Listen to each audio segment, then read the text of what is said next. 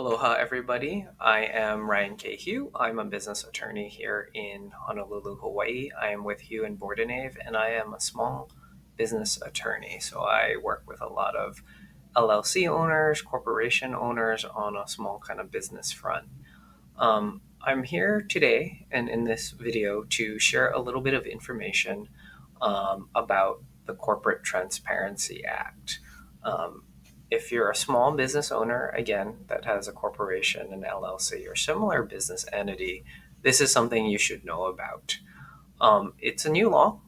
It goes into effect on January 1st, 2024, and it will require many small business entity owners. So if you're an LLC member, if you're a single shareholder corporation, you're likely going to have to file this report. And this report gets filed with the federal government, a specific agency. So again, very important information for you to be aware about. And as we know, a lot of times government doesn't kind of share this information. It's contingent upon you, the business owner, to take proactive steps and comply with this new report. Um, for many state registered business owners, this will be something new. A lot of times they will file for their employment identification number, attach schedules to their income tax returns, but there's really very little interaction with the federal government. It's usually at the state level for business registration that small business owners interact with the government. So, what is the Corporate Transparency Act and why should you, as a small business owner, care? Well, first of all, it's a compliance and reporting requirement. You will have to comply if your business entity exists prior to January 2024. You will have to file a report. You do have a whole year, but again, you do have to file a report because failure to comply with the Corporate Transparency Act, or CTA, does come with escalating fines.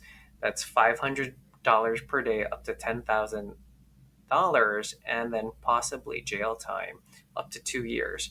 And that is if you know you are intentionally willful or are lying about your needs. So again, the Corporate Transparency Act is all about getting certain business entities, what the Act calls reporting companies, to disclose certain information about the beneficial owners. We're going to return to that phrase, beneficial owners, to the Financial Crimes Enforcement Network, or FinCEN. So again, lots there to unpackage, but again, you want to avoid the penalties, and comply with this new law if you're a business owner. And again, we're talking about LLCs, corporations, limited liability partnerships, any of those business entities that you register with some type of, well, here in Hawaii, we use the Business Registration Office under the Department of Commerce and Consumer Affairs. Other states use a division of corporations, a Secretary of State. Again, you're going to have to check with your state laws about what you're registering. But again, this again impacts small business entity owners. So many of you may have seen Crimes Enforcement Network and kind of panicked of, I've done no crime. I've been an LLC owner for 5, 10, 15 years, or I've been a single shareholder corporation for all this time, and I've done no financial crimes. Right. So the thing about this new law, the CTA's purpose is to create a beneficial ownership information database. That means for all the owners of these smaller business entities, they're creating an information database. The reason why the Corporate Transparency Act was passed in the first place was its premise is to crack down on anonymous shell companies. Many of these fly-by-night LLCs, these startup corporations that come out of nowhere, actually have been used as a vehicle for money launderers, terrorists, and criminals. So the way to combat that is requiring this beneficial ownership information to be reported. So again, the reason why you haven't had to do that in the past is a lot of times federal regulators and criminal agencies responsible for investigating crimes, put that on the financial and the banking industry, is they were relying on them. But what has happened over time is it's very easy to form an LLC or corporation. Many of you probably did it on your own by filing your own articles of organization or incorporation. And again, that's why this is all very new and kind of something to unpackage in terms of having a federal requirement to report, hey, I have this LLC, hey, I have this corporation. So again, the law is meant to prevent crimes, and the way it does that is by requiring disclosure of ownership by the business owners. So again, we're talking about reporting companies, and that includes corporations, LLCs, limited partnerships, and any of those similar business entities which are created when you file registration paperwork at the state level. Again, using Hawaii as an example, you go to the Department of Commerce and Consumer Affairs, business registration, or as we say, BREG or BREG, to file your articles of organization to register your LLC. That would be an instance where the LLC is the reporting company, and the members of the LLC would be the beneficial owners. So I know some of you already is like, well, that's why I formed an LLC or a corporation. I wanted a little bit of privacy. I didn't want to disclose, or I created a LLC because I have a very small business. It's a hobby business, or it's a real estate ownership business. Are there exemptions to this? While there are exemptions to the CTA, there's 23 specific ones as to what the reporting company requirement is. Frankly, most of those exemptions are for heavily regulated industries or large corporations. The reason why these exemptions exist for them is because they're already regulated and they have to disclose so much. So, public stock exchange corporations that are traded on the public stock exchange, there's a lot they have to file when they go public. For a lot of industries in banking, insurance, and finance, they are also heavily regulated and forced to make a lot of disclosures. Um, 501c3 nonprofits, right? They had to file a lot of paperwork to obtain their 501c3 tax exemption. So, again, most of the exemptions are for large or heavily regulated industries. Yes, the unfortunate reality, and actually, quite frankly, the purpose of the CTA is to get disclosure compliance by smaller businesses. Again, if you go back to what I said earlier, the whole point of this new law is to combat money laundering. And in the lawmakers' mind, when they passed this, they thought the best way is for these small business entities, LLCs, corporations, again, limited liability partnerships, to go ahead and disclose who the beneficial owners are. So, again, the law will apply to business entities that exist prior to January 2024 and ones created after. The creation is very important. If you existed prior to January 2024 for your business entity, you will have the whole year. You will have January 1, 2024, all the way down to the end of December 2024 to go ahead and file this beneficial ownership information report. For ones created after, there's a much narrower window, and you're going to have to file your beneficial ownership information report sooner. But again, for ones that have existed prior to Jan 1, 2024, you have the whole year to comply. So, in terms of getting ready for this, I do think that it is best to consult with a professional, especially an attorney, to see if an exemption does exist for your situation. Again, there's 23 specific exemptions, so you need to take a look at that. But also, speaking to a business attorney, they can walk you through what goes into the reporting company report for the beneficial owners.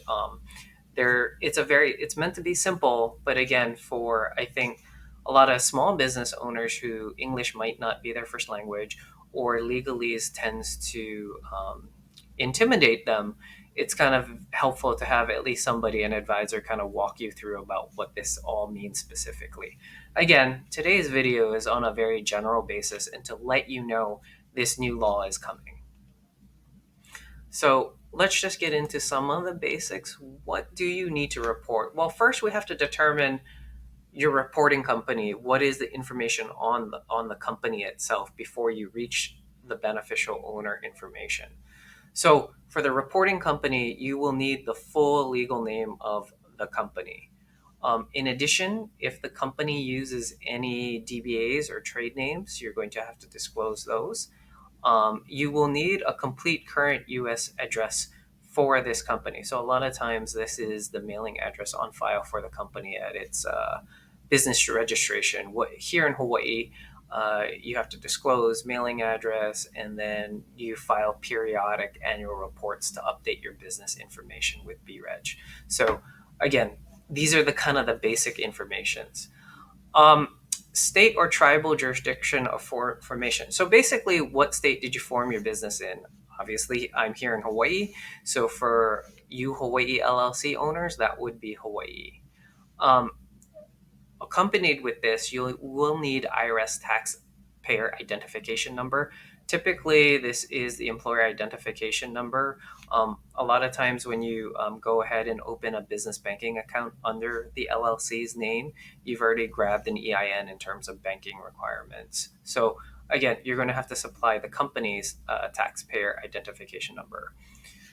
Finally, note, this law does apply to foreign reporting companies. There are a lot of foreign businesses, especially here in Hawaii, where we have sometimes Japanese businesses doing business in the state. Foreign reporting companies, there are additional required information because obviously your corporate or LLC headquarters is not going to probably use a U.S. Address. And in terms of state or tribal jurisdiction of formation, your state of formation would be your foreign country if you opened your business entity there. So for foreign reporting companies, there's going to be further additional information. And unfortunately, this slide and video is not for that. This is primarily for US based. And specifically, what I'm talking about is Hawaii LLCs and corporations about the reporting company. So next slide over, I'm going to shift on over, is what are the beneficial owner information requirements. So that prior slide was about the reporting companies and their information. But as we know, LLCs are owned by members. You can have one member, so you have a single member LLC, or you might have multiple members. There's two or more members that own the LLC. Those would be all beneficial owners. And so what you're going to need to disclose, and this is, yes, where people have privacy concerns because of the information that they're sharing. But again, this is all in an effort to combat money laundering, and thus disclosure is needed about who is the owner of an LLC, who is the owner of a corporation. And again, this is primarily going to hit small business owners. So again, purpose of today's video is to make you aware of this new law coming down the line. So what do beneficial owners need to kind of disclose on this report? Well, they're going to need their full legal name, date of birth, a complete current residential address, and then identifying documentation, or basically ID documents. So for most people, that is going to be a United States passport or your state driver's license. Maybe social security card, other kind of state type IDs that are issued by a state, local government, or tribal government about who you are. It needs to identify you. And additionally, in terms of that identifying documentation and its number, you're going to have to upload an image of said identifying document. So not only is it what is the identifying document, so again, US passport or state driver's license, you're going to have to take a picture and upload that.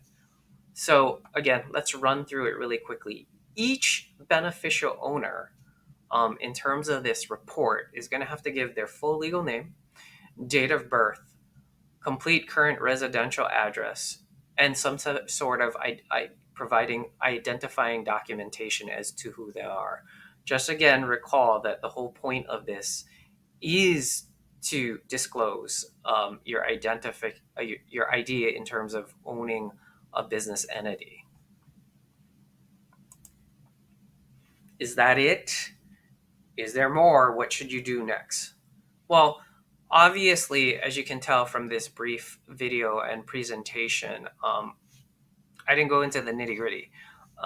FinCEN is still working on the upload system. And yes, it's not a system where you're going to snail mail all that information of the reporting requirements and the beneficial owner information. It will be very much one of those fill out a form, do a report, and submit online. Obviously, that more information will be available as we get closer to Jan 1, 2024. But again, FinCEN is creating a system, an online system for you to report. Additionally, other things that I'm not able to cover in such a short video presentation is notice that I kept using the phrase beneficial owner. The reason is when they made this law, they recognized that ownership can come in a variety of formats. This is especially true with LLCs because they're such flexible business entities, especially multi-member LLCs that have a manager. And so a lot of times control in the law, in the CTA, is very specifically defined. And so beneficial owners actually include people who have a degree of control. So if you have a corporation, that actually may include your officers and directors. For LLCs, that actually may include your managers. Additionally, other parts of the law talk about financial influence or control, and therefore, a lot of times, passive investors sometimes may have to consider that they have to disclose their beneficial ownership information to comply with CTA. Other next steps. I do foresee that a lot of LLCs in particular and some corporations will have to update their operating agreements, bylaws, and certain partnerships will probably have to update their partnership agreements. A lot of times in kind of form template operating agreements, and we'll just use those because I tend to work with LLCs mostly, is you will see that there's a tax reporting member. That member of the LLC, if there's multiple ones, are required to put together, tax documents and information. Maybe it's a managing member. A lot of times, these types of provisions in the operating agreement should be updated to identify who is responsible for being the person, the authorized agent, or anybody acting on behalf of the company of filing this beneficial ownership information report if you are a reporting company. And so I do anticipate some partnership discussions or discussions amongst members and shareholders about, do we have to comply? Should we update our governing documents? And what do we have to report? So I do think it's best to seek legal advice to begin to prepare for complying with the Corporate Transparency Act.